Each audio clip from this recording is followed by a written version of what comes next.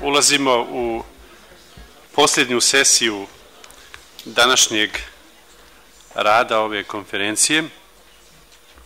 Odlučili smo se da posljednjeg dana razgovaramo o mladoj Bosni i velikom ratu. U ovom panelu imamo 4 paneliste. Ja se nadam da će svi govoriti najviše 15 minuta, tako smo se barem međusobno dogovorili. Prvi od panelista je profesor Dževad Juzbašić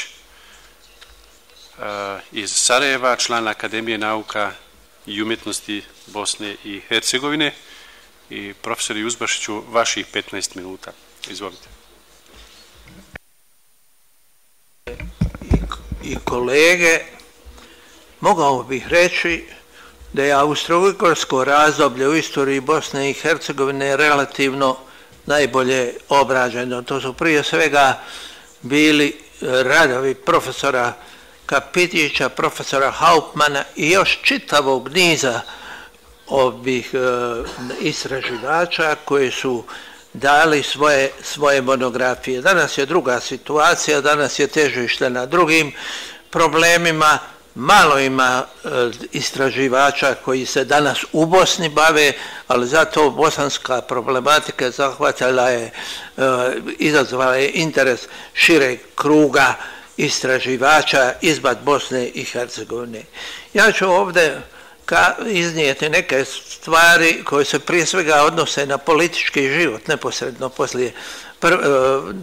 prije Prvog svjetskog rata, na držanje političkih partija, političkih organizacija, a i u drugim stvarima ja ću iznijeti samo neke teze od kojima se može govoriti.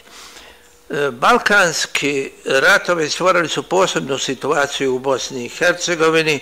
Srbili su proslavljali pobjede su narodnika, kod muslimana izražena je solidarnost sa Turskom, u muslimanskim srednjoškolskim i akademskim krugovima među omladinom prisutna je bila prosrpska orijentacija, a takvo stanje u Bosni i Hercegovini dalo je povoda da su vladni funkcioneri kazali da je stanovništvo pod utjecajem hipnoze koja je nastala ratom, da su Srbi i muslimani posebno tu bili angažirani. Došlo je do daljeg jačanja muslimansko-srpskog antagonizma. Kod Hrvata je drugčije bilo. Kod Hrvata u Bosni nije ni izdaleka bilo onako kao u Dalmaciji i drugim mjestima. Jedan dio Hrvata je izražavao solidarnost sa Srbima, to su prije svega bili neki građanski slojevi, međutim hrvatsko seljaštvo ostalo je pasivno. Kad je jedan vladin funkcioner je kazao da su muslimani kao ovce koje je vuk natjerao u tor monarhije, tako se izrazio. Deklaracija srpskih članova Sabora povodom izlaska Srba na Jadran, zatim srpske omladinske demonstracije za koje su slijedile muslimanske omladinske demonstracije. U zemlji se pojačavaju sukobi. Rekao bi, taj rat koji je formalno vođen u ime načela narodnosti, on je imao i značajne elemente vjerskog rata, a također odnos prema Albancima, Makedoncima značio je i napuštanje tog nacionalnog načela. Došlo je, kao što je poznato, i do pokrštavanja u dijelovima koji su zauzeli Crnogorci. U Bosnu i Hercegovinu dolaze iseljenici se vraćaju iz balkanskih zemalja koji su napustili Turci. Mogu kazati da je politika nacionalnog opredjeljenja muslimana totalno doživjela neuspjeh, ali bi ujedno rekao da nacionalizmi pred Prvi svjetski rat prilično se razlikuju od nacionalizama danas, koji su postali daleko ekstravagantni, isključiviji i malte ne sasvim oslonjeni na religiju. Da napomenem, srpska prosvjeta planirala je specijalne konvikte za muslimanske đake. Hođa Džumhur, otac Zuke Džumhur, mojeg rođaka, bio je hođa, a je bio talac od strane Austrijanaca i poslije je bio pukovnik u Jugoslavenskoj gore vojsci. Šukrija Kurtović se najviše zalagao za nacionaliziranje muslimana, ali u Drugom svjetskom ratu pomagao je partizane i poslije Drugog svjetskog rata žestoko na jedan način se diskutirao sa Andrićem.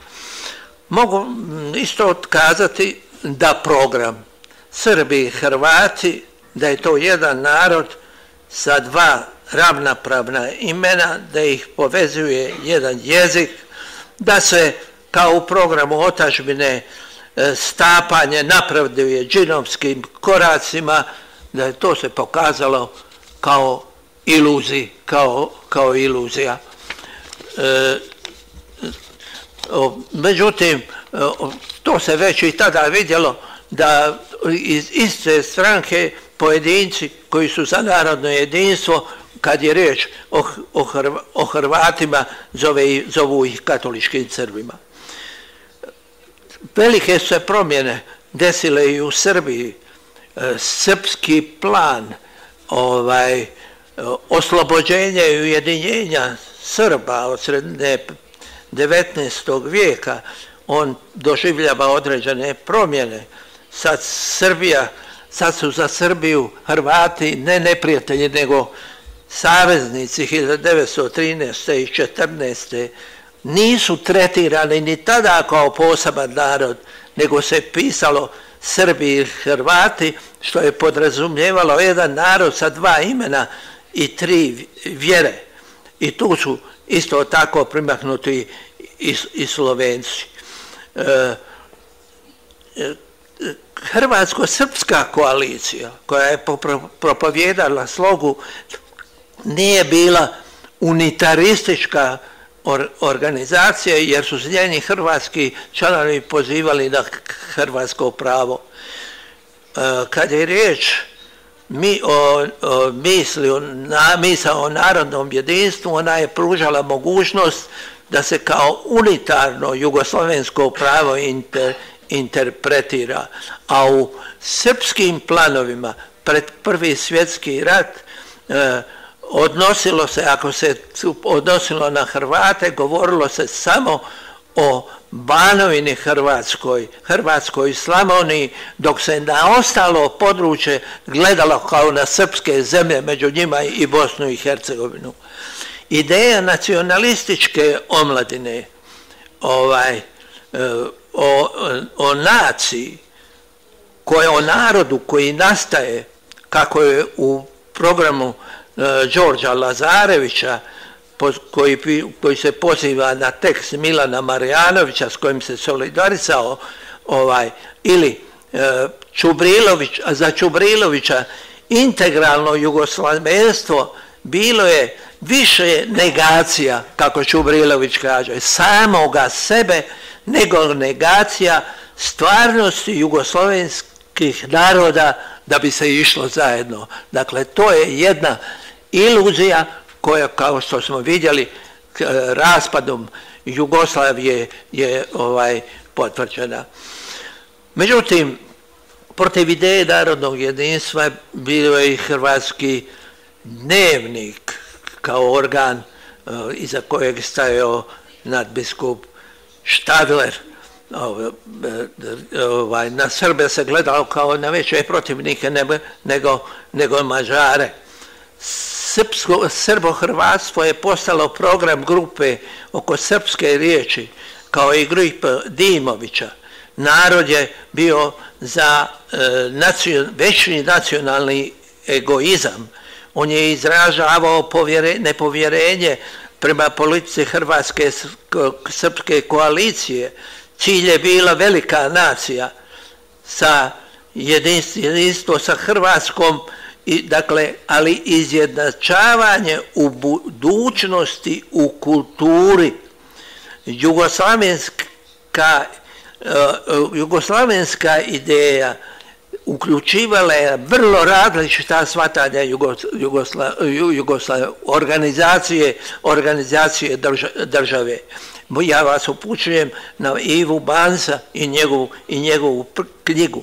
U srpskoj politici je u prvom mjestu bilo riješiti srpsko pitanje, a poslije toga će i drugi se rješavati. Želio bih naglasiti da je 1912. došlo do ujedinjavanja Hrvatske narodne zajednice, Hrvatske katoličke udruge, stvorena je svepravaška organizacija, otvaralo se pitanje rješenje hrvatskog problema unutar monarhije, ali i izvan monarhije. Na drugoj strani to su zastupali takvu ideju pravaši, starčevićanci, dok su na drugoj strani bili frankoklerikalci koji su izražavali apsolutno vrijednost monarhije. Na početku Balkanskog rata mogu vam Hrvatski dnevnik pisao je uglavnom u neutralnom smislu ili u duhu slovenske solidarnosti, kako je to bilo u hrvatskim i slovenačkim zemljama. Nakon što je biskup Šarić intervenisao kod Štadlera, nastao je preokret. Izlazak Srba na more, zaoštravanje odnosa sa Srbijom, doveo do toga Hrvatski dnevnik usko direktno se sukobljava sa srpskim listovima oko albanskog pitanja i izražava punu solidarnost sa monarhijom. Još kad je riječ o političkim odnosima, svepravaška se organizacija raspada. Svi Hrvati su u Bosni manje i više pravaši, ali trijalizam, kako kažu domaći ovdje zapravo rukovodioci, ala baron Benko, da je to, da Hrvati znaju da je trijalizam san, pa se Mandić, postajući zamjenik zemaljskog poglavara, pismeno odreče trijalizma. Kod bosanskih Hrvata razvijena je solidarnost, kao što sam rekao, među inteligencijom. Hrvatsko stanovništvo ostaje pasivno. A ideologija omladine utječe i na građanske stranke, pa kad je riječ o srpskoj politici, onda prelazi se od srpstva, od Bosne, od Srbi su, tu žive Srbi tri vjere, na srbo-hrvatstvo, za koga profesor Kaser kaže da je to bila čista politička taktika da bi se na neki način održali savez sa Srbima.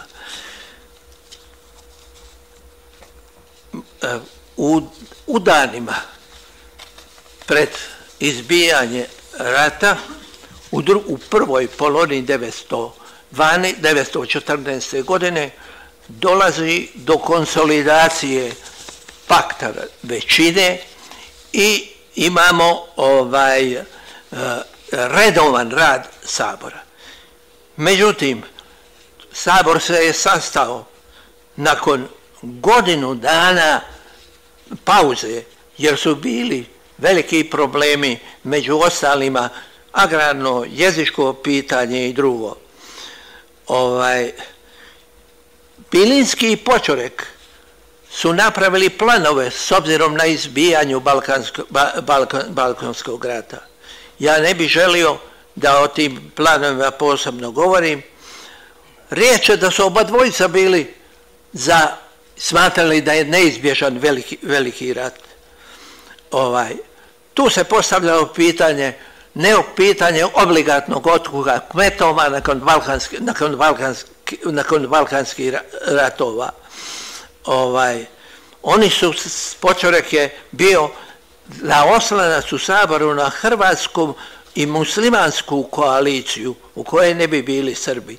Bilinski je bio za učešće Srba.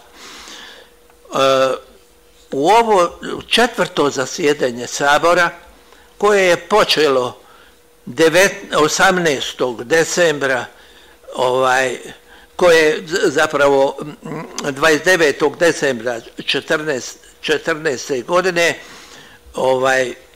njegov rad je bio u biti kontinuiran, ali nakon što je usvojio čitav niz zakona o investicijama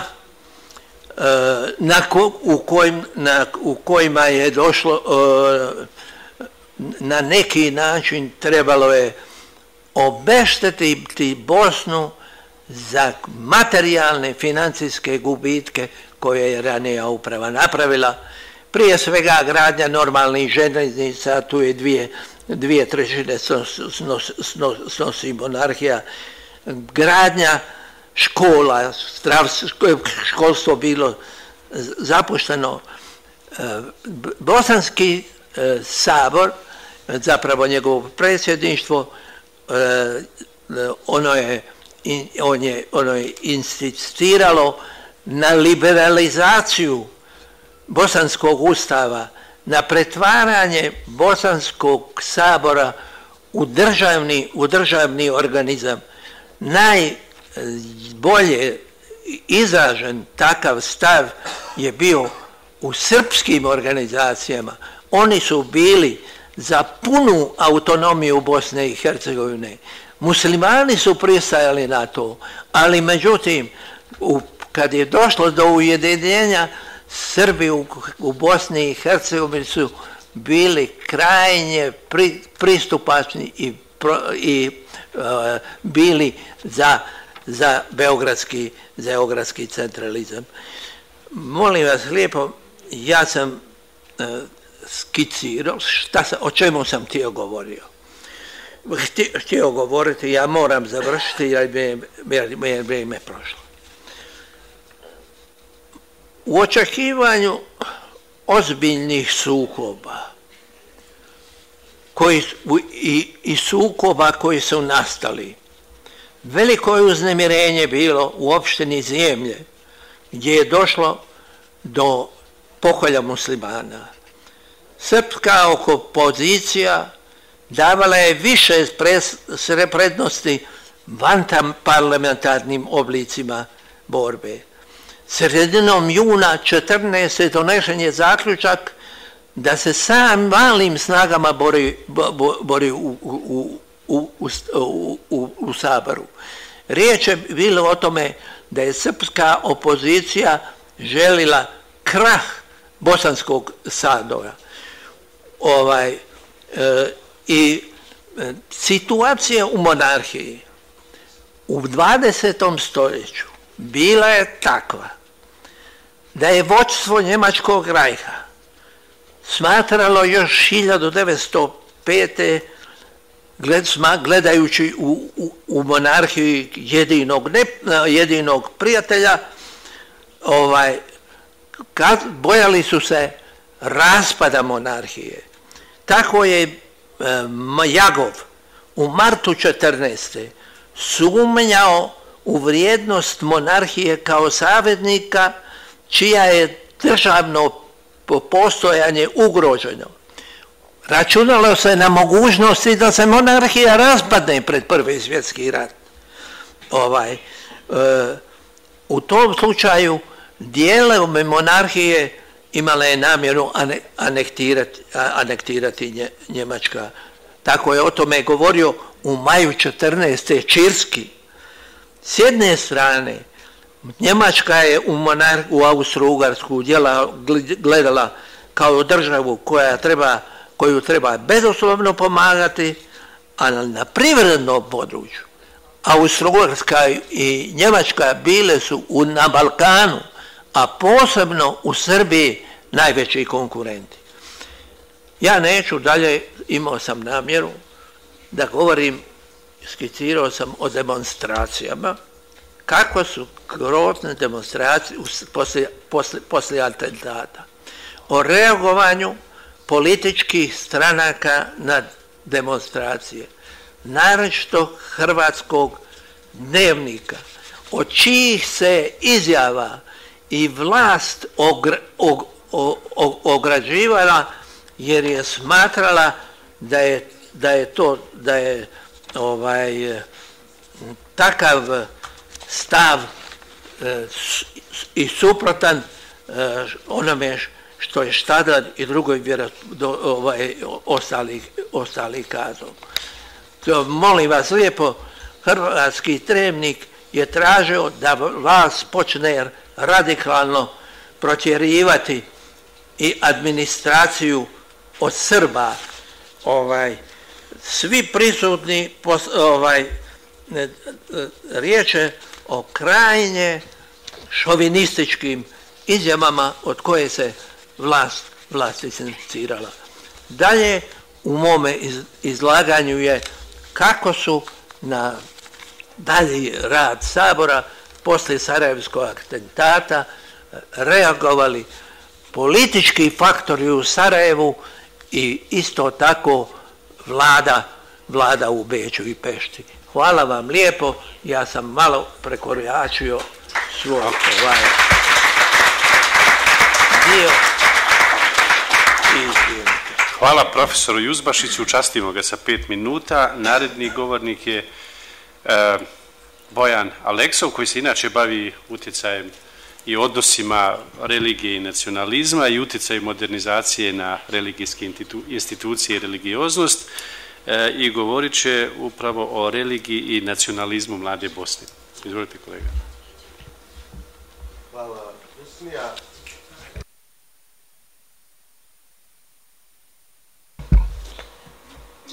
Ja ću da govorim na engleskom, pošto mi je tekst na engleskom, a u diskusiji I want to start by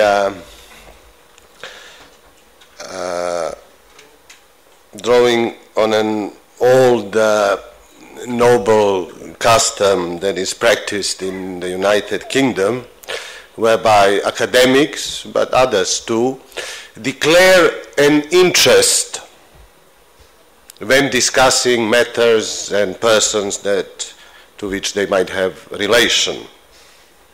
Unfortunately, this has not been the case in historiography, especially of those highly disputed issues such as the origins of the First World War. Despite the fact that documentary evidence from all sides was published already in the interwar period, we see that the differences of interpretation and opinion abide or even increase with time, so that what is being written often reflects the context and background of its author rather than the event analyzed. So I want to break this circle of unacknowledged bias by declaring that I have an interest. I was born and raised in Belgrade, and now I will let you see my passport. Let's see. I thought it remembered it, but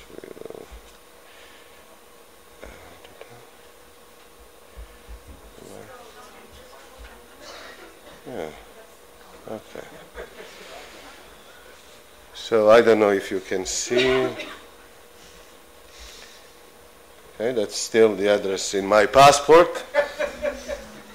I was born and raised in street named after the failed Sarajevo bomber, and thus from early age I was subject to the grand socialist Yugoslavia's narrative of young Bosnians as freedom fighters and Yugoslavia's founding fathers. The narrative established by Veselin Masleša and Vladimir Dedijer, among others. Though, as we all know, they were too young and naive for either of these two roles. The street next to my street, Nedjeljka Čebrinović, was a street of this man, maybe some of you recognize. That's Gavrilo Princip's nephew, Slobodan Princip Seljo, who was one of the organizers of the uprising against the Nazis in 1941 in Sarajevo, and who fell victim in the first year of war and was later declared national hero of Yugoslavia. So I am biased. Now to move. Time and again, Sarajevo outrage has also been invoked not only as a trigger, but a serious cause for the Great War. The issue of responsibility looms large because the tragedy that ensued determined the course of events in Europe for almost a century. Especially here in Bosnia, what happened on that fatal day still matters and can easily upset the fragile peace. Therefore, I decided not to populate any further the very contested field of interpretations of war origin and guilt by pursuing a detective-style investigation of who said or did what first, or gave weapons, or sent and passed to whom. I can only say from what I read, I can only deduct that the war guilt is tenuous and spread over many frontiers. And two, if we take the assassination of Franz Ferdinand as the reason for World War I, that would be a unique case in human history that a group of teenagers was able to change the course of history and actually provoke the greatest tragedy of mankind ever. I will also leave for another discussion the fascination with what Žižek calls subjective violence, whose epitome Princip act is, which blinds us to the so-called systemic violence endemic to our socio-economic order and often with catastrophic consequences. Or equally misleading fascination with nationalism, downplaying the socio-economic and class struggle that has also dominated the Bosnian history in past 2 centuries. If one adds to this the lack of consequential use of term terror or terrorists, let me here quote from the memorandum of the Bosnian Muslim National Organization to the Ottoman Parliament in 1909, which speaks about Habsburg rule as state terror, for example. So the space for arbitrary manipulation of young Bosnia's assassination of Franz Ferdinand never ends. So I have a more modest concern, is to rescue only one aspect of the event from manipulation, and that is the agency of young Bosnians. First of all, I see that the recent revisiting of Sarajevo's assassination is unashamedly approached from above.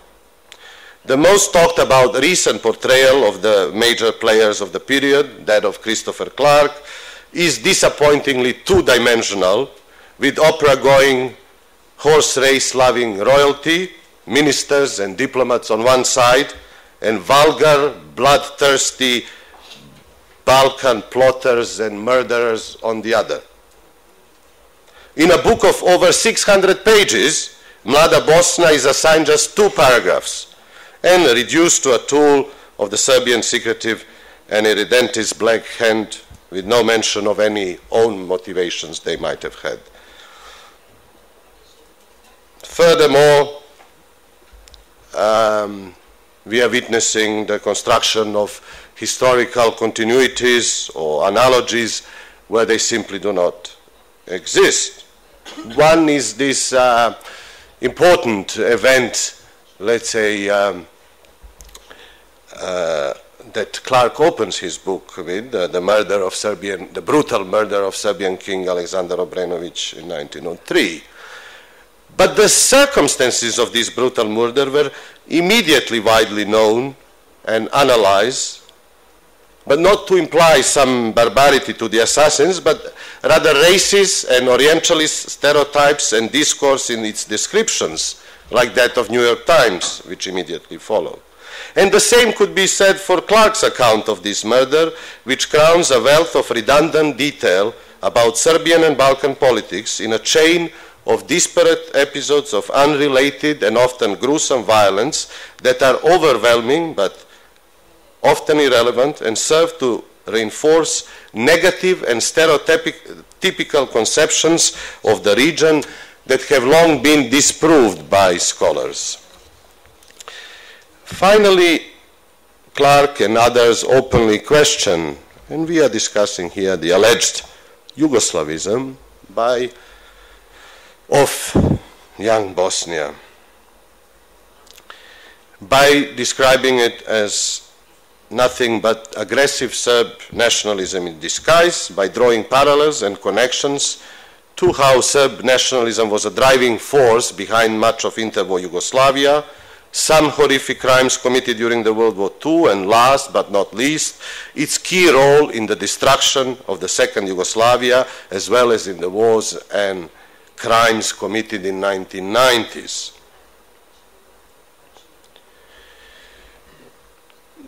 Now this is okay. People have different opinions. Clark and some other are also eminent professors. And the issue is that this revisionist approach has encountered many supporters and led to changing perceptions among an educated audience without deep knowledge of the region. I have studied literally tens of reviews that Clark's book received in world press. Most, if not all, reviewers were not expert in the subject, many not historians. Many easily misunderstood the author, but nevertheless, abided by Clark's own analogies, went on to project what happened in Sarajevo. Thomas Laqueur, for example, writes about mushy metaphysics behind Serbian irredentism. Jim Cullen writes about young Bosnians as fanatical Serbian terrorists and explains to his readers that Serbian nationalism has long had strong religious overtones. And indeed, contemporary observers would certainly find plenty of evidence, because nowadays the Serbian church is celebrating Gavrilo Princip as one of Serbian fighters for internal life in freedom and dignity. Now that I have defined what brings me here, and let me discuss a bit the issue of Yugoslavism, and especially anti-clericalism, that defy the above characterization of young Bosnia as Serbian nationalists and links with later emanations or mythologizations of Serbian nationalism. While nationalism was definitely a driving force in Serbian culture and politics for the last 2 centuries, the existing historiography does not see anything metaphysical about it, and it has duly explained it, just like the workings of Black Hand. So no warm water to be discovered there.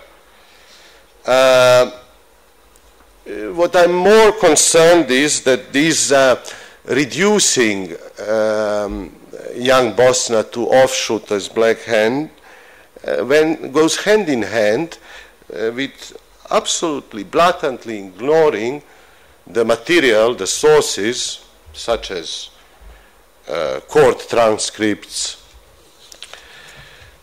Princip's interview with Dr. Pappenheim, recollections of survivors, any source that points to their agency of what they have to say in the defense, where they assert integral Yugoslavism, anarchist leanings, anti-clericalism, and revolutionary violence.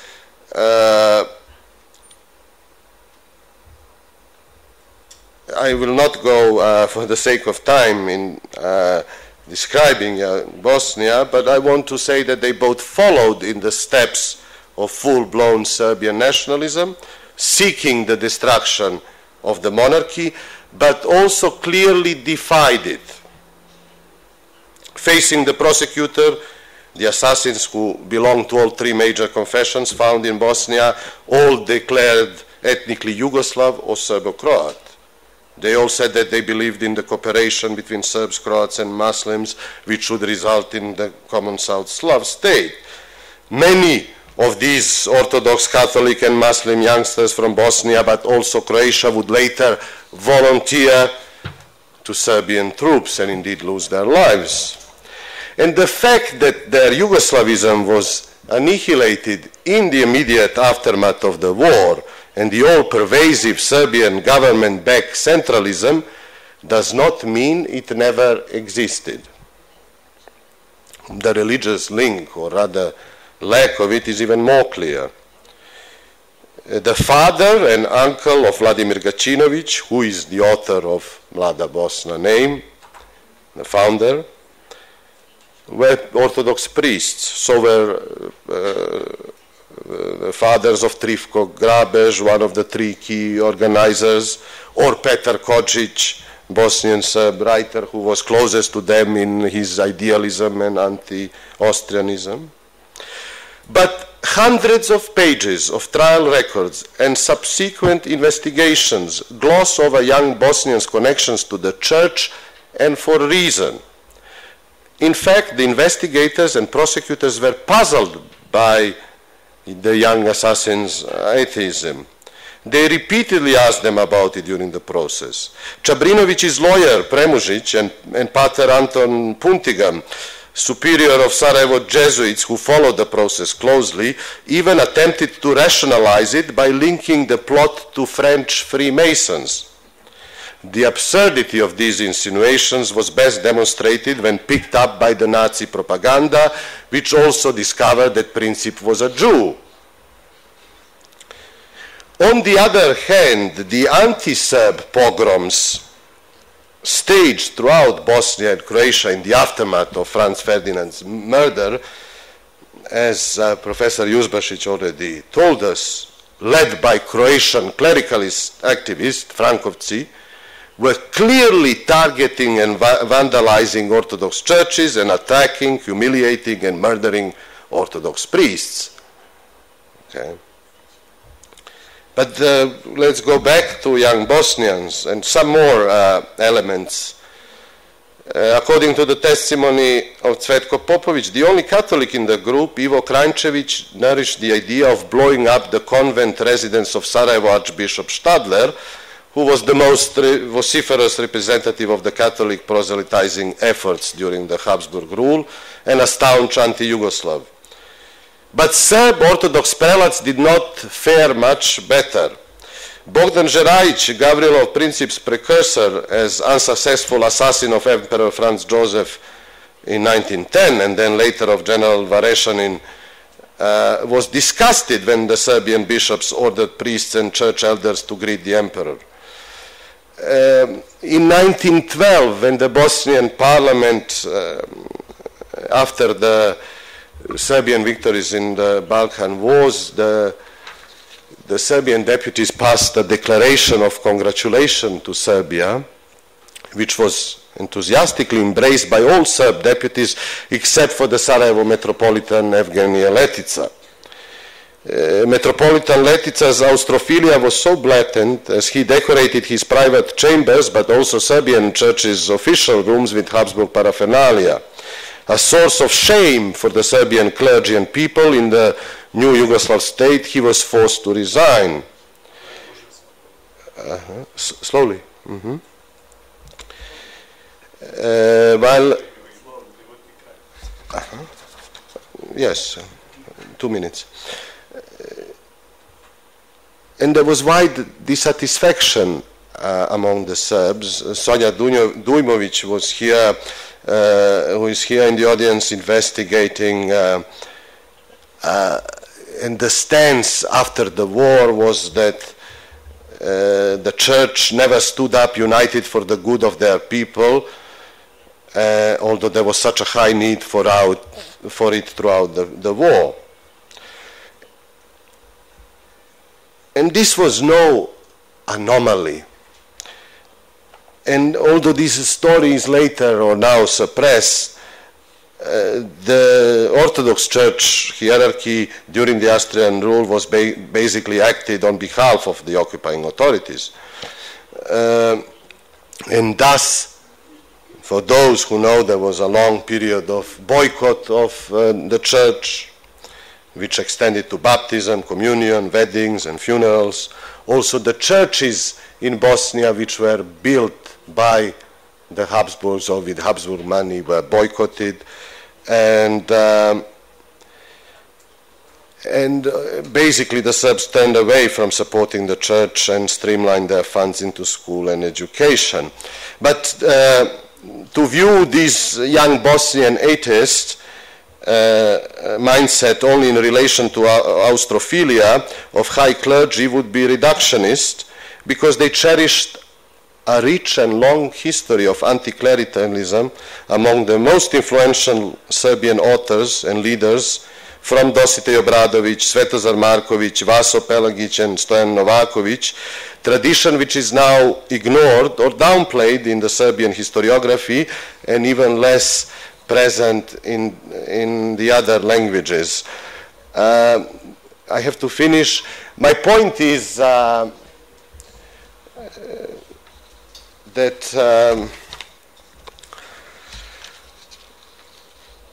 nationalism is not the same now as it was 100 years ago. And we cannot ignore this fact. And when we say now that, and we all witness how important is Serbian Orthodox Church or religion in the exclusivist concept of nationalism that Professor Juzbašić described, this did not exist 100 years ago. So we have to take into consideration this fact, as well as the diversity of Yugoslavist concepts and ideas that they might cherish. So we have to be very careful about analogies. Okay, more in the discussion. Thank you.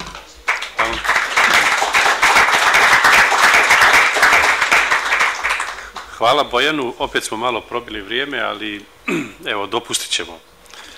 Imat ćemo vremena za diskusiju. Naredni govornik je Edin Hajdarpašić, Bosanac koji je doktorirao u Michiganu, a sad radi u Čikagu i vratio se u Sarajevo na ovu našu konferenciju. Izvoli, Edin. Hvala. Ispričavam se što ću kao Bojan govoriti na engleskom, pošto je rad napisan na engleskom. I'll be talking about a subject that is often mentioned when the person of Gavrilo Princip nowadays is mentioned, which is whether he is a hero or some kind of a terrorist, a criminal, and so on. And what I'm really interested in is where these notions of heroism come from, and how this relates to the movement known as Young Bosnia. And indeed, when it comes to explaining the rise of Young Bosnia and the 1914 assassination, historians have usually emphasized so-called radicalization generated primarily by diplomatic outside events, especially the 1908 annexation crisis and the crises around the Balkan Wars of 1912-1913.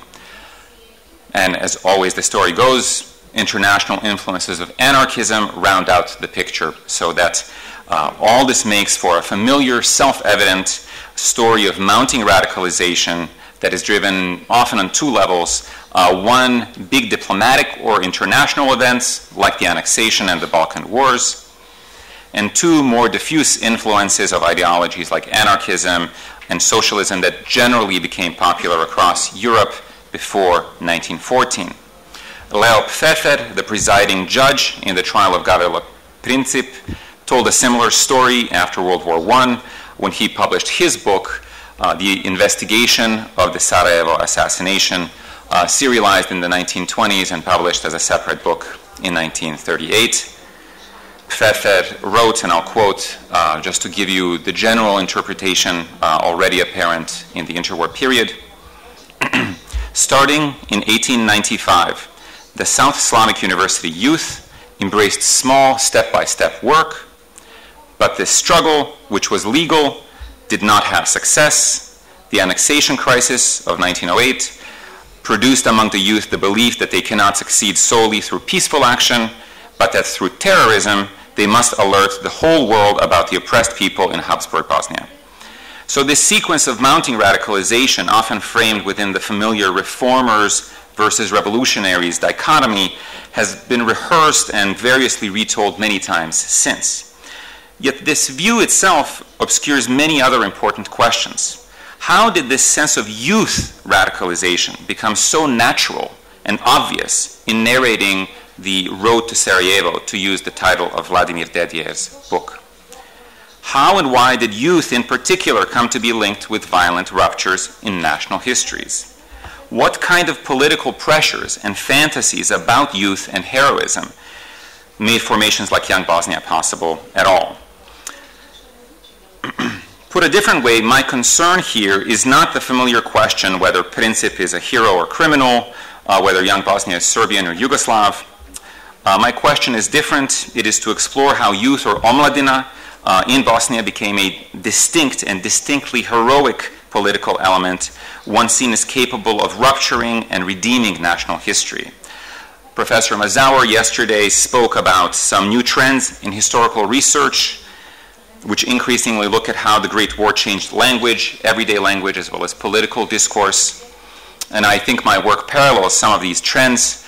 I similarly examine how nationalism and modernity shaped new language already before 1914, giving us two new notions that were deeply related and left a long legacy.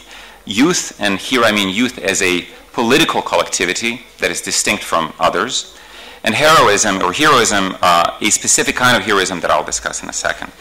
So here I'll just give a small part which is drawn from a chapter from my forthcoming book on nationalism in the 19th century in Bosnia, and I'll really focus on some events around 1910 and a failed assassination attempt that shaped Gavrilo Princip's image and deed well before June 28, 1914.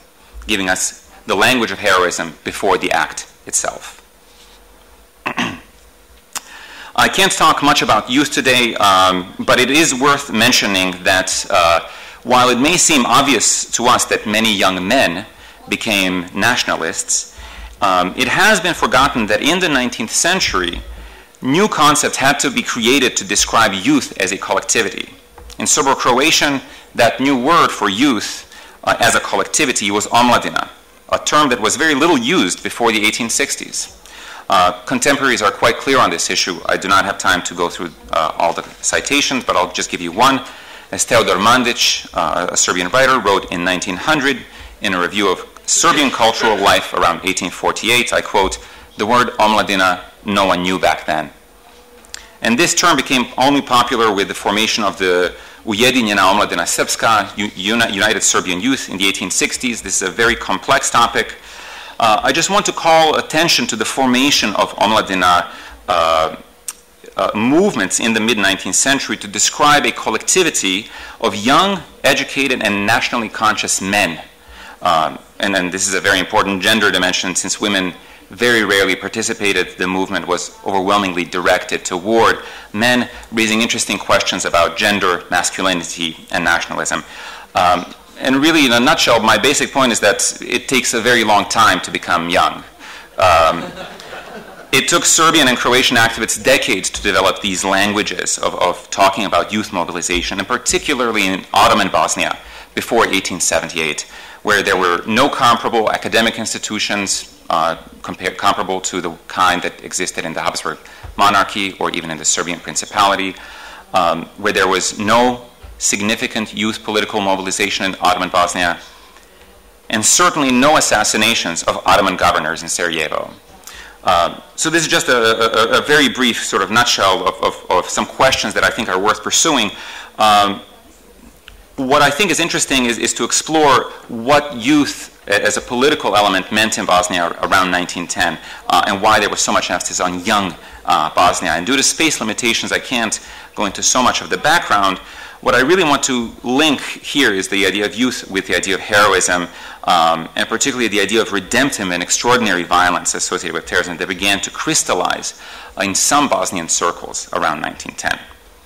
Why 1910? That year, Bogdan Džerajić, a recently graduated Bosnian high school student, attempted to assassinate the Habsburg regional governor Marijan Varešanin in Sarajevo. Džerajić failed and then committed suicide on the spot. The event caused great commotion in Bosnia. But given the spate of similar assassination attempts across Europe, from France to Germany and Russia, around 1900, this episode appeared, even at the time, not that extraordinary. Following the assassination attempt, the Habsburg government carried out an extensive investigation. Remarkably, it concluded that there was no great conspiracy. The investigators stated their case clearly. I want to read from the archival documents. I quote, "According to the investigation conducted through research and confiscations in Sarajevo, Slavonski Brod, Zagreb, Vienna, Zemun, Nevesinje, and many centers in Europe," Nevesinje having made it to the many centers in Europe, go Nevesinje. I quote, "It can be assumed with all probability that Džerajić had no accomplices. Having found no evidence of advanced planning, the assassination supposedly, quote, resulted from the perverse disposition of an anarchist outlook of the perpetrator." Now, to be clear, the investigation also uncovered many alarming developments. But the investigators interpreted them in a very specific way. They deeply investigated the contents of Džerajić's pockets, that this became an obsession, and apartment belongings, focusing on a few partly illegible letters, train ticket stubs, books, and drawings, and constructing several stories out of this puzzling set of clues. The Austrian authorities, for example, arrested Dušan Todović, a Graz University student who knew Džerajić and who was known to have connections with radical Belgrade circles like Slovenski Jug. And this particular Graz student was seen as dangerous, but not directly connected to the assassination attempt itself. So despite all these considerations and larger networks that they uncovered, to the Habsburg authorities, Džerajić seemed like an isolated case and not indicative of any larger movement or conspiracy. In that sense, the investigation's conclusions were somewhat comforting. Here was a marginal, extremist individual whose life and act were largely isolated and condemned by the Bosnian public. Just months before the assassination attempt, one district report from Nevesinje stated, "Džerajić's influence is negligible as he has no leading role here." So far, so good. So what is particularly important about this 1910 event is how some leading Bosnian nationalist organizers subsequently transformed Džerajić into a hero, a heroj. And in retrospect, it may seem easy to consider how other nationalists elevated Džerajić into a hero.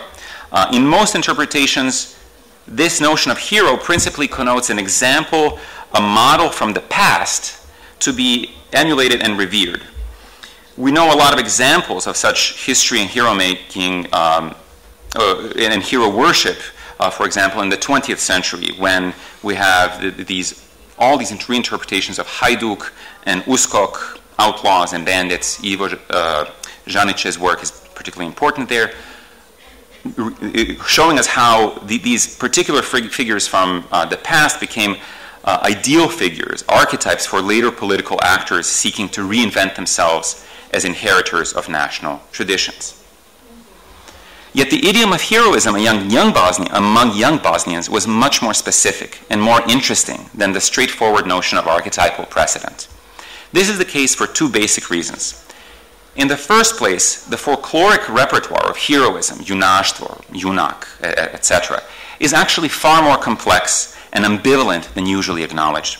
Instead of assuming that heroes were uniformly and positively associated with great deeds, it is worth remembering that there was a wide range of popular attitudes towards such figures.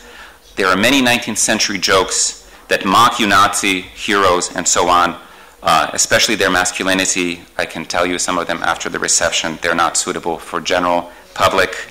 But what I'm trying to say is that all of this does not quite fit into the sort of cleaned up, standardized image of heroes in epic poetry in the 20th century. So that's consideration number one. But second, and most importantly, what I really want to emphasize is that this notion of heroism around Žerajić had specific modernist connotations. It outlined a sense of futuristic breakthrough in national time, a violent rupture that could mark an end to the frustrations of prior history and make new national visions possible. Vladimir Gačinović, born 1890, died 1917, was the pivotal Bosnian student organizer at the turn of the century, and he was absolutely crucial to this transformation. Following the 1910 assassination attempt, Gačinović wrote a major and unduly neglected text that spelled out the new directions of nationalist thought. For Gačinović, this was the vision. I quote, "Dark silhouettes of a new type hover before our eyes. The awakening of our land will give birth to a new soul which will separate itself from the present chaos and which will be humane, warm, and distant, like Žerajić himself." Gačinović's name for this aspiration toward new souls was Young Bosnia, Mlada Bosna, 1910, a term that soon began to be used as a shorthand for this kind of political movement. Gačinović's most important and influential work was The Death of a Hero, Smrt jednog heroja, 1912, published in Belgrade, made illegal in Bosnia, but illicitly circulated across the country. For most young Bosnian activists, in this work, Žerajić stood as an apostolic figure who gave to the youth a sign of their historic mission. We, the youngest, must begin to create new history and produce new types who will break open epochs.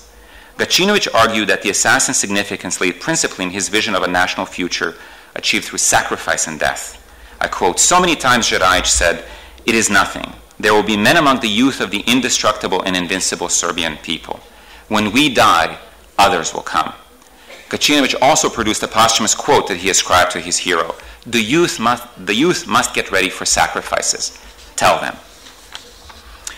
Gačinović's work built on several important writings on distinctly modern heroism. Not only were there usual influences of anarchist thought, but also the very popular writings of Thomas Carlyle, a Scottish philosopher. Carlyle's work, titled Heroes, Hero Worship, and the Heroic in History, was very popular at the turn of the century in Serbo-Croatian Journal, with a complete translation appearing in Belgrade in 1903.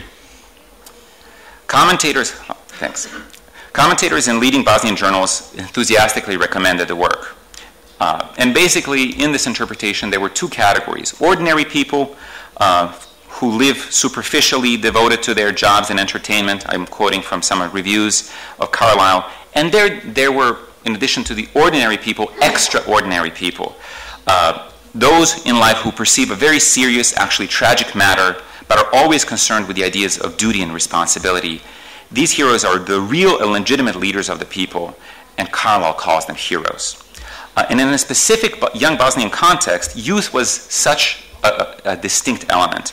It was an exalted, separate element that was different from the masses by the virtue of its historic task. It was heroic in the sense of being extraordinary, different from everyday occurrences, belonging to another realm altogether, even capable of rupturing history. Insofar as Jerajic was a hero for Young Bosnia movement, he was not a derivative of some past model, but rather a foreshadowing of some imminent nationalist future, one realized through forward-looking violence. I will wrap it up here. I think that professors, prior speakers, and I believe that Guido will also speak about this, the legacy of the Balkan Wars. I think it is very important. I will leave you with a quote from one of the young Bosnian writers who wrote a short fictional story in 1913, The Undefeated, which was patterned on reports from the Balkan Wars, describing the nameless ideal youth who would break through to the national future. This is 1913. You should have seen him. He flew with his friends like mad, crying out and singing songs of victory. He flew, elated by something warm and great, firing into the cloud of smoke where they said the enemy remained. Oh, you should have seen him. The thought of freedom was stronger than the thoughts of his wretched mother, whose eyes were red and swollen with worry, whose hands were weak from work. He did not even think of the girl to whom he promised his return, nor of the happiness they dreamt of in their warm room. He did not feel sorrow for those who died, nor did he feel fear. Pale, tall, and brave, he sang songs of greatness, songs that formed in the days of humiliation and shame, songs full of hope and anticipation of a beautiful future. And when he died heroically, with his friends, released from all pain and suffering. So really, the Balkans Wars were crucial. The centrality of violence, and this is my absolute last point, the centrality of violence in such understandings of youth perhaps strike us as unsurprising or natural. And I think that's for a good reason. As Claudia Verhoeven wrote of the rise of terrorism in Imperial Russia, the potential for unprecedented action, especially shockingly violent action, pervades modernity. Such violence is promptly communicated to everyone, everywhere, and this message guarantees meaning. The act will have happened, and the world will not be the same. To speak of radicalization in this context sheds little light on this problem, because the possibility of far-reaching radical violence already prefigures and shapes the modern subject, including the figure of the youth. Insofar as we can speak of radicalization, perhaps the only genuine radical development in this history is the naturalization of the assumption that youth and political violence are inseparable. Thank you.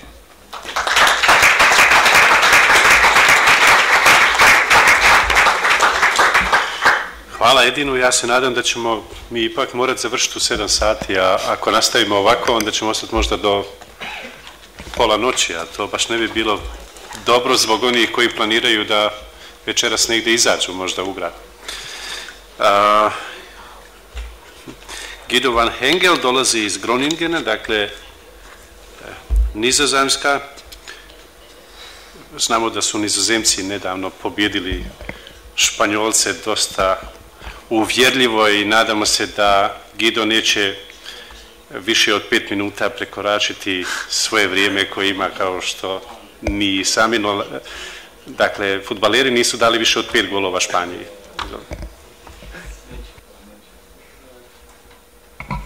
Ovako.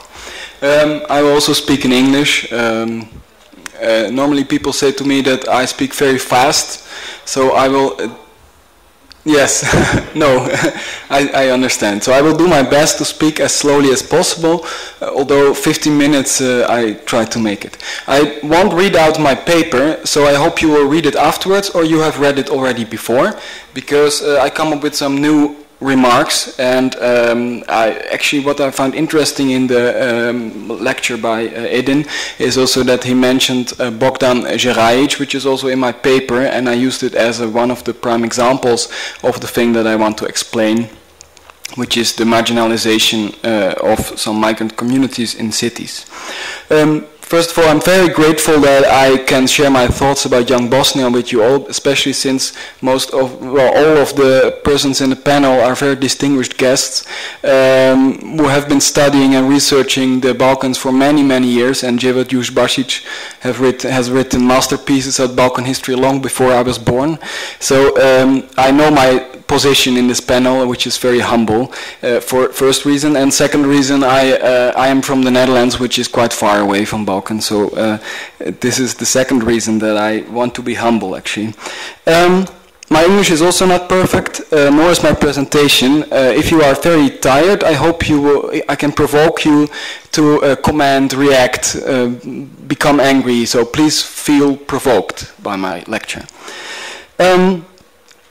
Because it will be very hard to come up with new facts about young Bosnia, I decided to come up with some completely different reference, and that is, I was reading this book. It's called Arrival City by Doug Saunders, a Canadian journalist, and it's about migrant communities in the big cities, metropoles of the global south and the Western world. This book has nothing to do with Balkans. It's about the migrant communities, especially the rural to urban migrants who end up in the margins of metropoles in Asia, South America, Latin America, and of course Africa, the continent of migration. There's, however, what is interesting about the book is that Doug Saunders sometimes jumps back in the past and finds examples from history about migrants in the past, stories about migrants in the past, to mirror current affairs in migration issues. And while reading it, I came across 2 or 3 pages that mention the name of young Bosnia and Gavrilo Princip.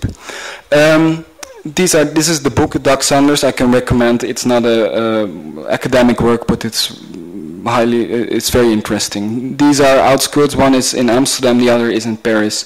Well, I'll just show this.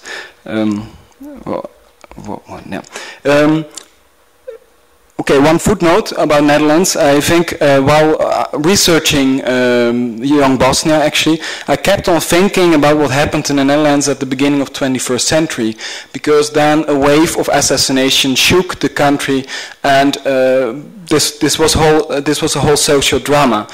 For most people here, I think that the assassination is seen either from the case of identity, that we saw some interesting examples about it, identity, Yugoslav identity, Serbian identity, or whatsoever, any identity.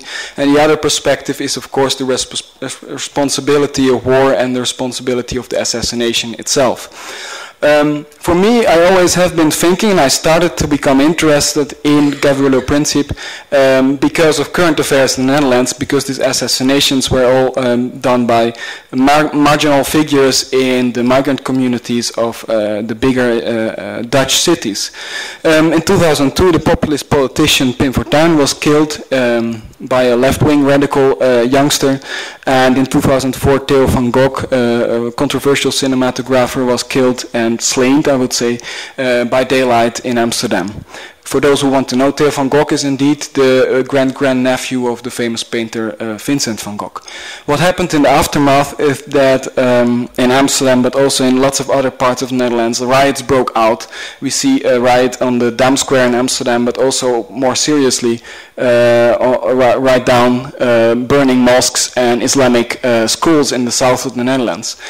We've had it all, everything, so I knew all kind of discussions, debates about ideology, media-related hate, the identity, national identity. There are many conspiracy theories. If people think that Balkans is the homeland of conspiracy theories, I know that the Netherlands have their share of them. Moral crisis, the price of progress, but in the end, when the dust came down, it was a social drama, and lots of people have been thinking about it as a social drama. And how to integrate migrants in the society socially, economically, and politically. This connection between 1914 and 2014 is also made by Saunders in his book, and I was also already thinking about it while reading in the book, so I thought maybe I can do a presentation in Sarajevo about it. These are the quotes from the book. When Gavrilo Princip pulled the trigger that began 3 decades of war, he was giving violent expression not only to the tortured politics of Central Europe, but also to the dismal failure of many European governments to... Oh yes, but it's written there. Okay, sorry. Okay, also to the dismal failure of many European governments to comprehend or manage the expansive new communities of former villages forming within their city. Sorry, it's written there. So anyway,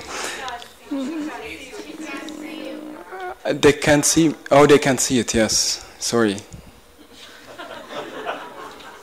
Is it okay now? I'm sorry, yes. I forgot about you, sorry. I will think about it as well. What I will do is I will test the statement of Sanders because it's 2 pages actually, and I thought maybe I have 10 minutes more to have a look at it. First of all, there's no question about it. Princip lived in the age of urbanization of Europe. Lots of statistics from European cities you can find on the presentation as I showed you now. Especially Paris and London as capital cities of global empires really changed in a lifetime, 4 or 5 decades, which is less than 1 generation. But of course, Central European cities like Vienna, Berlin, and Eastern European St. Petersburg also quadrupled in a lifetime of a few decades, which also Leipzig and Munich, which are smaller towns but still important German towns, had like six times more inhabitants in a time frame of 40 or 50 years.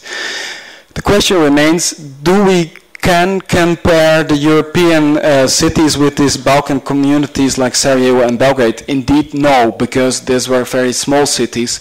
On the other hand, we can think about that the Sarajevo and Belgrade, the cities where Gavrilo Princip arrived somehow, changed in a lifetime 2 times. Sarajevo from 20 to 50 inhabitants and Belgrade from 35 to 80 inhabitants. Of course, you will know that most migrants who went to Sarajevo were not at all low-class peasants who come from Bosnian countryside. There are people from the middle class and sometimes upper class Central European from Central Europe, from Moravia, from Galicia, from Slavonia, Tyrol and Styria. Of course, this counted for the Sarajevo as a migrant city. However, can you hear me? Yes. Okay. Can you hear me? However, while we're reading the book of Srečko Draja, I hear myself more or less. Well, important is that you understand what I'm talking about. Then the thing is that I read the book of Srečko Draja, probably you know it, Intellectuals of Bosnia and Herzegovina. It's about the minority of peasant children that came to school themselves and to become part of the urban, let's say, to elites, bourgeois society of Sarajevo. This minority was growing. Still, the majority was from. Are you? Yes. Okay. I need to talk like this. The majority was the children from mercantile elite, but this minority was growing in the 45-50 years of Austro-Hungarian period. We know this picture well. All of you, this is the Princip family. We know this picture from interwar periods. The parents of the peasants from the peasants of Bosnia and Herzegovina and the youngsters, which are Jevor Princip, Gavrilo Princip, Nikola Princip, up in the right, with their cousins, including Vukoslav Princip. Actually, what I want to show with this picture is that, of course, the Princip was a son of a poor peasant from Bosnian countryside, but he always was the younger brother of a relatively successful entrepreneur in Bosnia. This part is complementing the story. Can you hear me? Yes? It's complementing the story, but it's important to add up to the picture of Princip as the son of poor peasants from Bosnia and Herzegovina. Yes? All right. This is complementing, and that I want to stress is that the radicalization of Gavrilo Princip also was part of the new generation that started their life in Bosnia and Herzegovina. However, the place of arrival was not Sarajevo, but Belgrade. Belgrade, the city, the capital city of Serbia, was in 1912 when Gavrilo Princip came there. It was a city was a virulent, turbulent, and violent city, of which Belgrade became was the capital city of a country at war in the Balkan Wars of 1912. Yes, can you hear me? Yes. Interestingly, Leon Trotsky wrote about the Balkans and particularly about Belgrade in 1912 in his reportages for the Ukrainian newspaper Kievskaya Misl in 1912, and eloquently he wrote, "Everything has been shaken and upset out of the normal routine as though somebody had thrust a gigantic spade under the very roots of the nation's life." Yes, this counted for Serbia, but also for Gavrilo Princip as a newcomer in the migrant society of Belgrade. Looking at the court papers and the police reports of the assassins of 1914, it's interesting that some aspects of the rival city are there. One of them is this in-between identity of Bosnian Serbs in Serbia. For those living in Belgrade and living in Sarajevo, you know that Sarajlija, so to say, and Belgrade is looked down on Bosnian Serbs as seljaci, peasants, coming from the margins of society. And actually, maybe because of this reason, also because of other reason, they live together in this Bosnian enclave close to the Zeleni Venac era in Belgrade, which exists up to till now, actually, close to the dirty bus station of Zeleni Venac. For those who have been in Belgrade, it always reminds me of walking through the mahalas. The streets are narrow and steep, and also the way of buildings is very much alike Bosnia. This was the Bosnian quarter, close to today's Gavrila Principa street, Kamenička ulica, and the former Bosanska ulica. This was the Bosnian enclave of Belgrade. It was not a suburb as we know it now, but we could maybe call it suburb in the local context of 1912, 1913, and 1914. Health issues were problematic in Belgrade. 50% of the population of Belgrade died of tuberculosis in those times, but the percentage was much higher in the Bosnian enclave before the First World War. Urban planning in Belgrade was problematic indeed.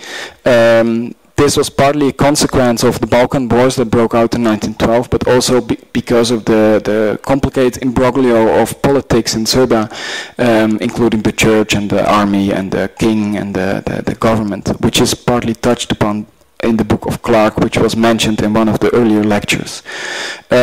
However, I also found a lot of intergenerational conflicts among the young Bosnians, of which the conflict of Nedeljko Čabrinović with his father is very typical for migrants in the arrival city, as coined by Doc Saunders. Also, Vladimir Gacinović had conflicts with his father, Orthodox priest indeed, and some of the other young Bosnians. Their fathers had a different idea how to integrate themselves and their family in the Austrian society as their sons did. This is very typical also for the different generation of migrants in today's world. So in conclusion, I would say that the primitive rebels, as coined by Vladimir Dedijer in his magnificent book Sarajevo 1914, or The Road to Sarajevo, should be questioned actually. I question this contrast between on one side these rural rebels, peasant rebels, and on the other hand the urban oppressor, which is Austria-Hungary. It was much more complicated, and I would say these are the statements for discussion. I think I use 15 minutes. First of all, that could be a statement for discussion. Young Bosnia was a product of this rural-urban in-between zone, in which I question the presentation of the young Bosnians as primitive rebels, like rural peasant Hajduks, as Dedijer more or less does. If so, again, if so, the radicals among the young Bosnians were rather a product of the Belgrade suburbs than the Sarajevo schools. This is more or less in line with the ideas of Doc Saunders, so we can discuss about it. As I said, I hope you are provoked.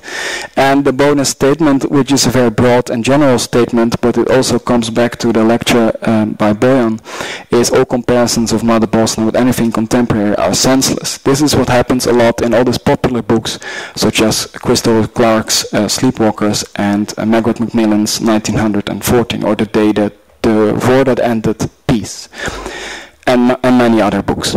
This is a bonus statement that may trigger some curiosity and provoke some comments. This is it. Thank you very much.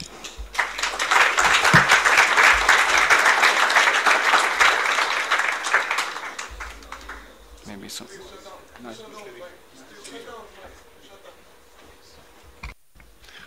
Hvala. Otvaramo diskusiju po o pitanjima o kojima smo imali priliku čuti stavove prethodnih više od sat vremena. Gordan se prvi javio. Evo, Gordana Ravančić, izvoli. Ok, dobro. Dobar dan, Gordan Ravančić iz Hrvatskog instituta za povijest. Iako se ne bavim ovim temama, ja sam srednjovjekovac i ovdje nastupam kao snimač cijele priče. Potaklo me prije svega izlaganje profesora Aleksova i profesora Hajdarpašića, a onda i ostalih panelista. Dakle, govorili ste o pojmima teror, omladina, junaštvo, njihovoj uporabi u različitim, dakle, vremenskim razdobljima, to jest vremenu kada se te pojmovi počinju upotrebljavati u kojem kontekstu. Jednako tako, profesor Aleksov je zaključio da nacionalizam 19. stoljeća, što je sasvim normalno, ne može se uspoređivati sa nečim što se danas govori. Slični zaključak je imao, dakle, i zadnji izlagač.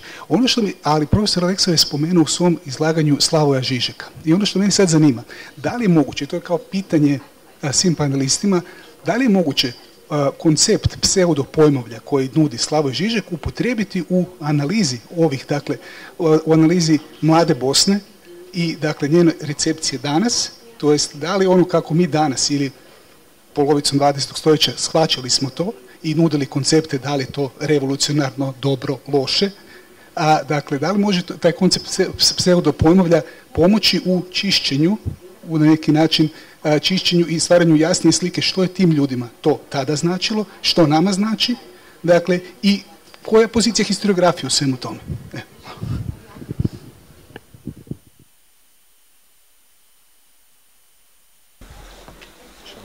Ja nemam šta da dodam nego da se složim i da je to moja namera bila. Imam jednu ilustraciju, a na tome Edin sada motivisao sa njegovim izlaganjem, a ceo moj napor je bio da pokažem koliko su oni bili različiti. Pa evo jedan primer, a znamo da su to pokupili od ruskih revolucionara i ruskih terorista, gdje ta tradicija postoji, a ovdje na Balkanu uopšte ne. A reći ću vam o čemu se radi. Evo recimo u Bosni, a i u Srbiji u to vreme je bilo više manastira nego monaha. A i ono malo monaha što se bilo po crkvenim ovim izvorima koje sam ja čitao, stalno se poteže kako su uključeni u razne ilisit, seksualne afere. Znači, pogotovo u to vreme asketizam ili takozvano beženstvo jednostavno na ovim prostorima nije uspevalo. A u Rusiji imate stotinama godina, ima koji se zovu škopci, koji se sami škope, znači postoji ta tradicija. I onda su od tih škopaca i od ostalih ruski revolucionari prihvatili tu totalnu posvećenost ideji ili herojskom činu, heroizmu, pa su zastupali beženstvo i od njih su onda ti mladi Bosanci, Gavrilo Princip i ostali, koji su se između ostalog zaklinjali da neće imati seks, da neće imati odnose, da ih to ne bi poremetilo u njihovoj revolucionarnoj ideji. Evo, ne znam da li može nešto, to nam je svima blisko, vrlo je telesno, fizički kao primer, da bi ilustrovao koliko su oni bili različiti i koliko mi kao istoričari moramo da obratimo pažnju na istorijski odgovarajući kontekst, a i da se spasemo tih lažnih analogija.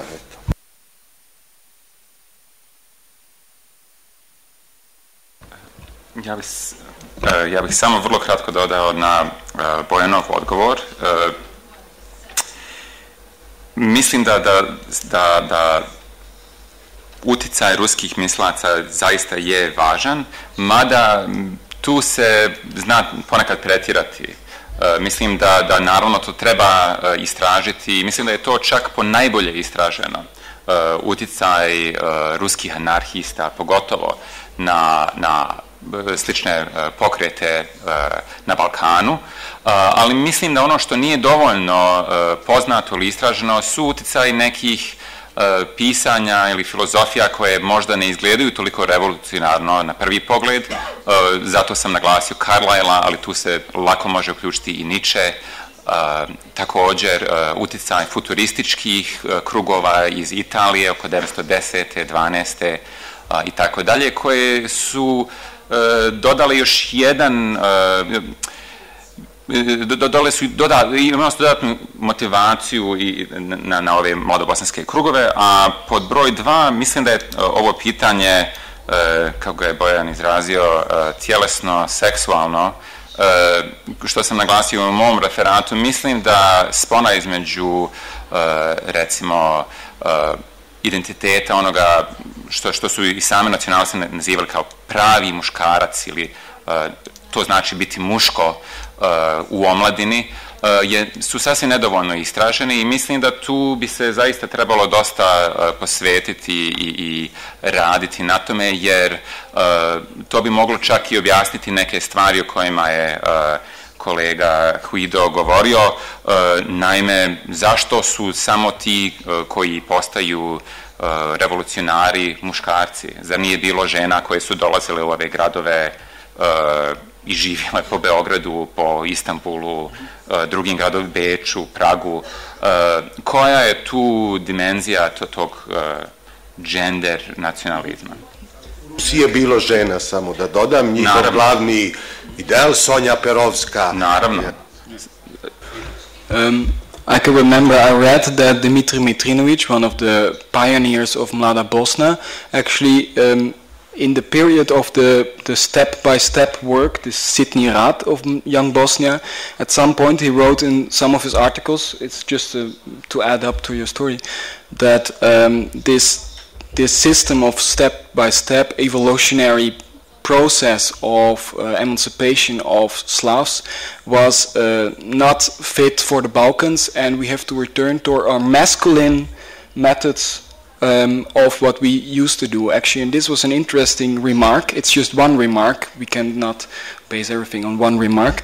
But talking about this masculinity, I found it interesting that for him, the ideas that came from Czech Republic, Central Europe, were not enough masculine to implement on the Balkans context. And I found this interesting to talk about also this gender issue.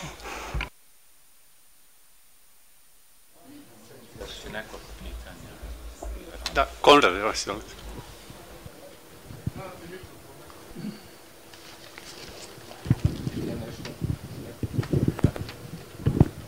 Hvala.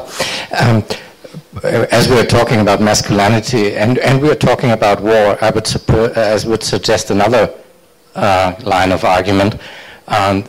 As far as I've read, Dimitri Apis, for example, was totally dedicated to his job and to his preparing himself and dedicating himself to the deeds he wanted to have. And so was on the other way, on the other extreme, I mean, Potjerek, there's a good study on him, and there's by Jerzabek, and he's explicitly depicting him also as a masculine officer, totally dedicated to his job, totally refrained from everything like sexual activity or such things. And I think that this military identity must be taken into account as it is from that very time, and certainly left an impression, at least Apis, but probably also people like Potjerek in their way on young activists like that. Just a general comment, we as historians can and should compare everything just be aware of the differences that are the offspring of our comparison. So protest to both of you. And the other thing, I particularly enjoyed your paper on the youth aspects of youth activities, but it just would like to suggest, as you already did in the discussion now, that one should not only look at South Slav traditions, new traditions, inventions of that time, the Jugendbewegung, the Wandervogel and everything in Vienna, and you already mentioned the student in Graz. I think those are the networks and experiences that happened not accidentally at the same time and certainly left their impression. The youth, or parts of it, obviously discovered the idea that they had to do something special, and they had a special, very special position within society and could make things new.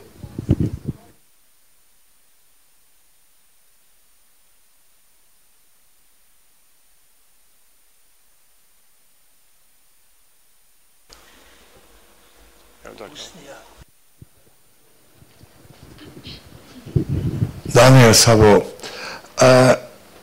after the death of Franz Ferdinand, one of the Hungarian papers has sent 2 journals to Sarajevo, and one of them published a, let's say, report or something, a picture of Sarajevo before the ultimatum. In this, he is dealing with the Sarajevo side of the attempt. I mean, not about the Belgrade Cafe House, but about the Sarajevo Cafe House of the, let's call it, movement. And in this, he says that it was a mixed society, I mean, gender sense, which had an alternative culture, which was as important as a political outlook. And he said that they were very sympathetic, and he is very sad that it seems to him that it has something to do with the Serb government. So at the first minute in Sarajevo, it seems to be as a deed of an alternate youth movement.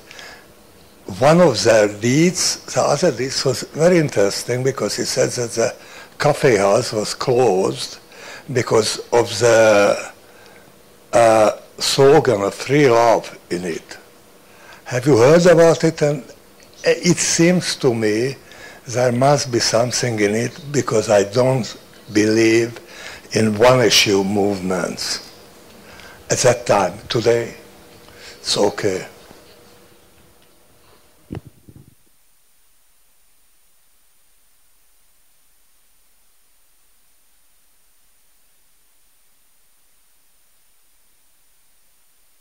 Dozvolite mi da samo nekoliko stvari da kažem. Prvo, smatram da svi krugovi koji se danas nazivaju pod imenom Mlada Bosna ne samo da nisu umiješani svi bili u atentat, nego su bili neki i protiv atentata. Mi imamo 28. juna 14. u Beču omladinski sastanak u koji je bio jako opozicioni, anti-austrijski, ali je osudio atentat. Možda i ambijent bio takav da su morali usuditi, ali su usudili atentat. Drugo, terminus, individualni teror. Danas neki istoričari to jako izbjegavaju. Terminus individualni teror, to je terminus technicus. To je riječ da se od individualnog terora ograđivala i socijaldemokracija i komunisti kao način političke borbe. pa i Socijaldemokratska partija Bosne i Hercegovine se ogradila i napravljena, ona je napadnuta od hrvatskog dnevnika sa najružnijim riječima. To vam mogu reći. I treće što bih htio da kažem, da u nas nacionalni pokreti megalomanskim ciljevima, pojavljuju se megalomanskim ciljevima, hrvatski pokret, srpski pokret, Bosna i Hercegovina je bilo mjesto gdje su se ti pokreti sudarali, kao ona snaga koja je bila krajnje, to su Frankovci bili koji su bili krajnje antisrpski. Oni su bili manjina u Bosni i Hercegovini. Ali želio bi ovdje reći još nešto. A to je da je hrvatski dnevnik 13. augusta 1912. kad je osuđen Jukić, napisao takav članak da je Počorok tražio da se on zabrani i da se protiv Stadlera preduzmu mjere za smjenjivanje koje, kako što znamo, nisu uspjeli. U tome se članku ovako kaže: donosi se kako je osuđen Jukić, on izlazi sa živjelo jedinstvo Hrvata, Slovenaca i Srba, kliče narodnoj slozi i potlačenoj Hrvatskoj.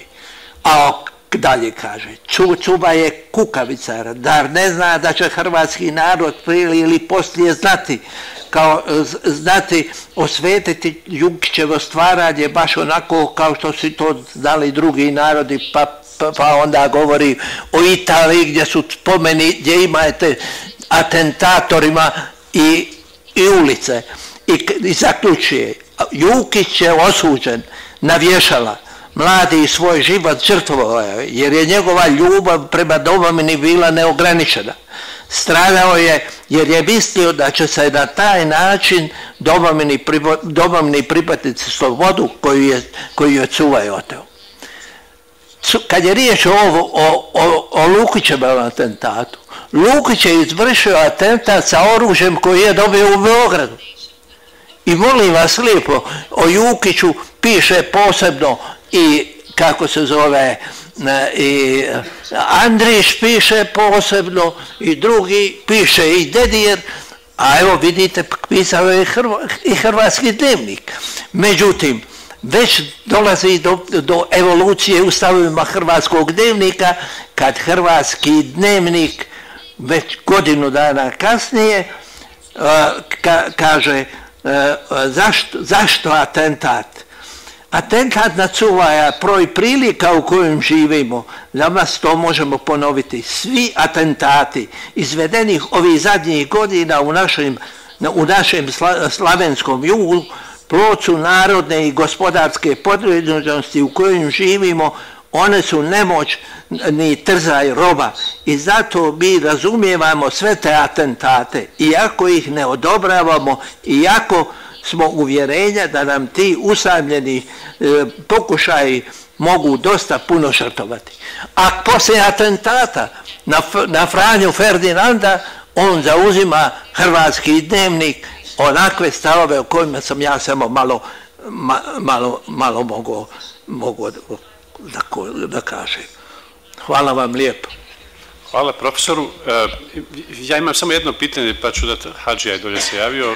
Za Bojana, kad govorimo o tom identitetu Mlade Bosne, Mladobosanaca, jedna od izvora u kojima, na temelju kojih se govori o njihovom identitetu, a i Bojan je to pomenuo, dakle, to su sudski iskazi.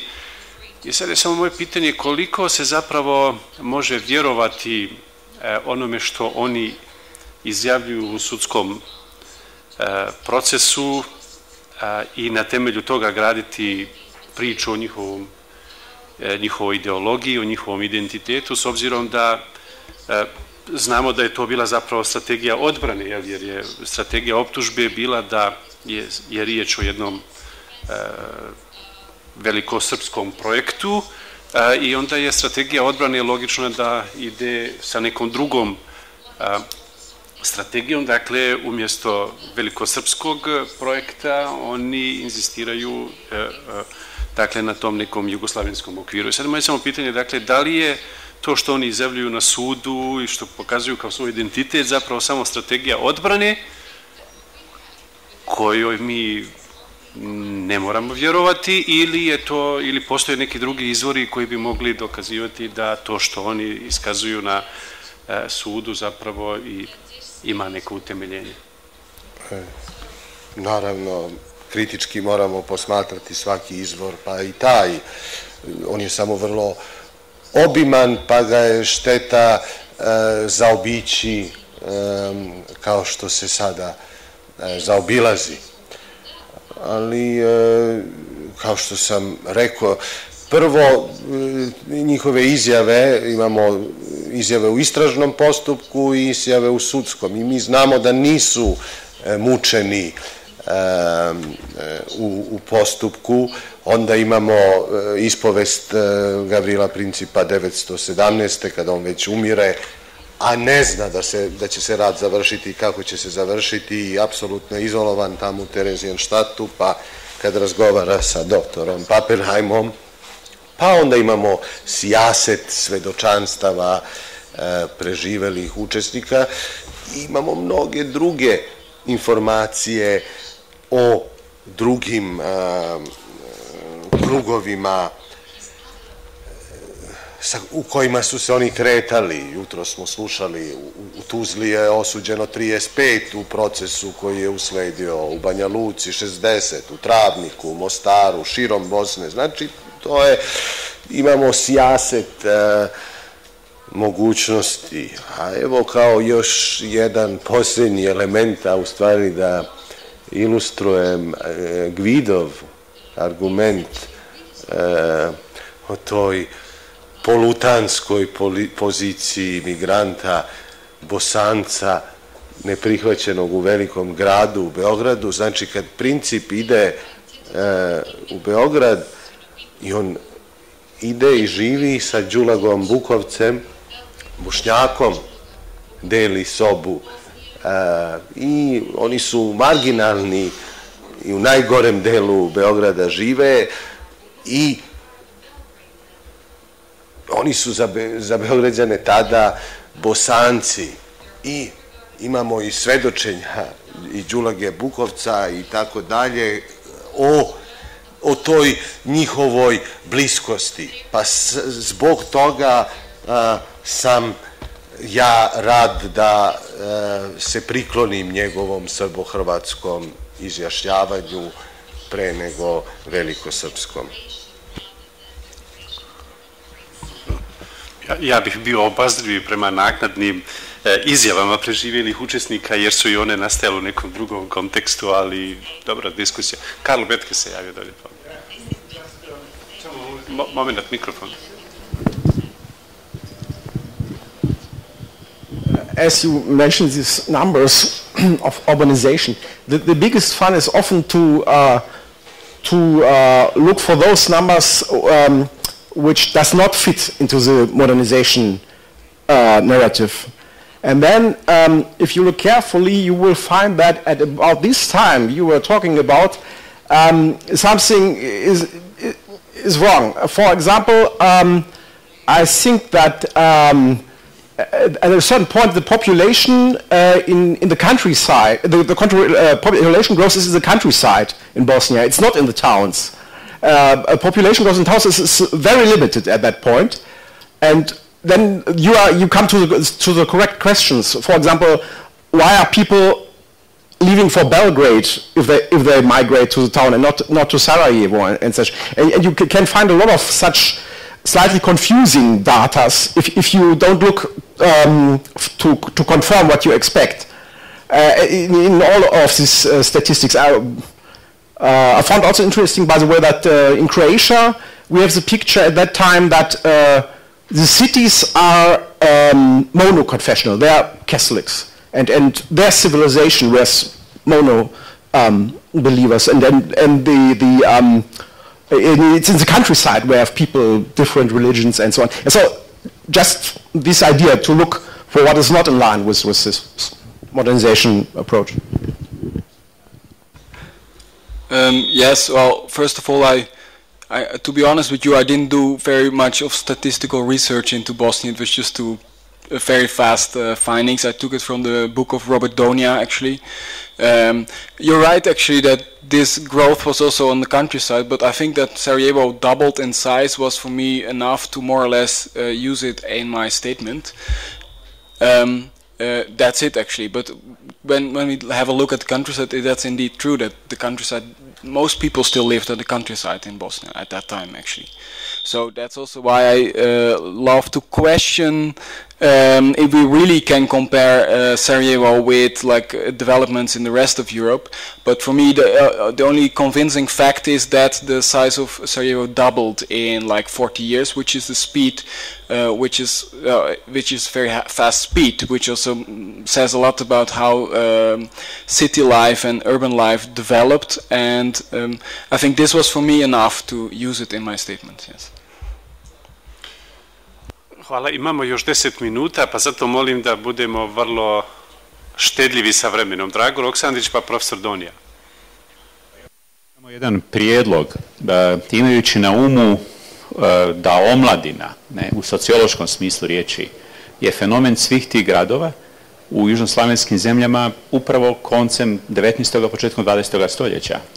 I u samoj Hrvatskoj, sad neovisno starijim gimnazijskim tradicijama, moderne gimnazije nastaju tek od Mažuranićeva vremena. U Srbiji je nešto slično, sada ne ulazimo u pojedinosti iz ranijega razdoblja, a i u Bosni i Hercegovini tek sa Austro-Ugarskom upravom nastaju moderne škole, znate. Tako da se meni čini da bez socijalno-historijskih istraživanja, identifikacije, jednostavno cijeloga toga društvenog sloja, vrlo različita društvenoga podrijetla, ali obično sirotinskoga, ovakva ili onakva, koji stječe, kojemu se otvaraju horizonti, a koji nema šanse da bilo što od toga na što aspirira realizira, ili u najvećem broju slučajeva. Dakle, to nije toliko pitanje individualnog protesta, koliko cijele jedne socijalne, ekonomske, psihološke situacije. A mi toliko pričamo o mladoj Bosni, da li su oni velikosrbi ili srbo-hrvati ili ovo ili ono, a još uvijek nema elementarnih istraživanja o kome je tu uopće riječ. I to ne samo sa jedne ili druge i tako dalje strane, dakle to bi, ako želimo izbjeći ove polarizacije i tako dalje, da li je to ovo ili ono, onda poznati su, bar starijima, neki moji stavovi o tome, jugoslavenska historiografija stvari nikad nije ni postala, je bila previše ideologijski konstruirana. Ona koja bi post-jugoslavenski trebala nastati, to je komparatistička i utemeljena u kulturnim studijima. Interkulturni, transkulturni fenomeni neće objasniti puno stvari, pa i mladu Bosnu, bez teškoća. To je jedna sugestija. A drugo, kako se iznova, sad smo malo prije čuli da u hrvatskim gradovima nije bilo nikoga osim Hrvata i katolika, pa mislim, na znanstvenim skupovima ipak nema smisla govoriti takve stvari. Hvala Bogu.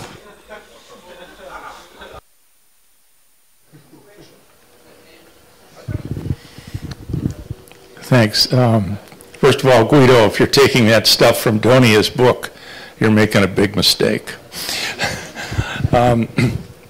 I have a question. I'm really intrigued by your thinking about this urbanization phenomenon and essentially the alienation that results when the people who are coming into a city in large numbers find they don't have the opportunities there that they thought they would have.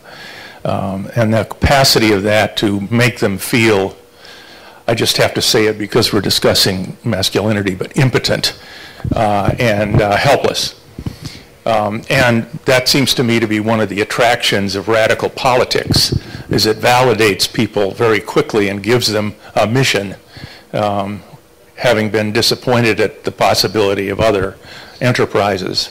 But I want to ask you about a third option, something between the truly rural village and the big city of Sarajevo. and that is, it's a small town. And I think, you know, the small towns in Bosnia they probably number a couple hundred at least. And they've been there a long time. And they tend to be centers both for administration. They have been since late Ottoman times in any case, under Austria and everyone since. But also they tend to be way stations for people who are truly from rural areas to go first, seek work, move in, and then if they become disillusioned with that or are more ambitious, to go to the big city. I don't know enough about the young Bosnian or the assassin's background to be able to say if that works in any other cases than I think that works in Princip's case. I don't know if you've been to Bosansko Grahovo, but it's not Paris or Boston, but it's a town. It has a life of its own social structure, and its own economic role. And I'm just wondering what you would think about that as a sort of an intermediary step in this process you're talking about. Thank you very much for both remarks, also the other one, the first one and this one. What I wanted also to say with my presentation is we're talking a lot about identity issues, like either whether if there were Yugoslavs or Serbian nationalists, greater Serbian nationalists. While reading the court papers, I always realized that we can make anything out of it because they were very confused. Most of these young Bosnians were very confused. So I think it might be more interesting to have a look what made them so confused, and so what troubled them actually. If we think of terror, so killing Franz Ferdinand is a problem, then we have to look for what, I mean, well, maybe not everyone would agree, but let's see, killing persons is a problem. So to find the causes of why these young boys want to kill high-ranking politicians, not like average normal persons, but these persons. And I think that definitely I'm convinced that this material environment determines much more how their behavior than the ideology and the ideas and the nationalism and all this kind of things. So this is more about the first remark, that we really need to focus on the social history and the social and material environment of these young Bosnians to understand more of them, and not about their ideas, because ideas, I think, is more of a second or third step. It starts with their the way how they perceive themselves in their material environment. This is what I think. Secondly, the cities. Yes, of course, these Bosnian cities existed for a long time. Also in Ottoman times, there were cities which were like administrative centers. Maybe I should be more precise and not talk so much about rural and urban, which is part of the problem, but maybe more also center and periphery, because in Bosnia actually, of course, there were cities and the periphery, like Bosansko Grahovo is some kind of town indeed. But the fact Sarajevo was the place where Austria-Hungary was presented, so it was also the window to Europe. If you're talking about, of course, Bosnia is also Europe, but the window to another Europe, a more central Europe. And this is also widely discussed this afternoon in the panel with James Lyon, I think. The question if what did these peasants see when they came to Sarajevo, and there were cinemas, there were theaters, there were banks, so there was really something going on in Sarajevo, which was maybe partly true for Tuzla and Mostar and other cities. There were also a lot of things happening, but Sarajevo, I took Sarajevo as example. I could have taken another city as well, but I think Sarajevo is important because it does not only represent the city, but also some kind of the center that these enthusiastic or ambitious youngsters wanted to become part of. And I think this is not only a rural-urban clash, but also a clash between periphery and the center. And of course, this was the step next, the bridge to the rest of Europe, going to Vienna and Budapest. I hope this was... Hvala. Mi smo pred kraj zapravo imamo još samo 1 minut, a kako smo vrlo često ovdje govorili o muškosti, mislim da nam je važno tu da imamo večer. Samo da kažem, pogledajte knjigu Kruševca, Kreševljakovića i Hadžibegovića. U tim trima knjigama možete nešto naći. Neću da kažem da je time završeno istraživanje, ali problem je u velikoj mjeri načet. Vjerujem da su to knjige koje su svi ovdje uglavnom čitali. Dakle, pošto više nemamo vremena, znam da ima još puno prijavljenih, ali doista naše vrijeme je do 7 sati i mi smo evo sad iscrpili, dakle, vrijeme za ovaj naš panel.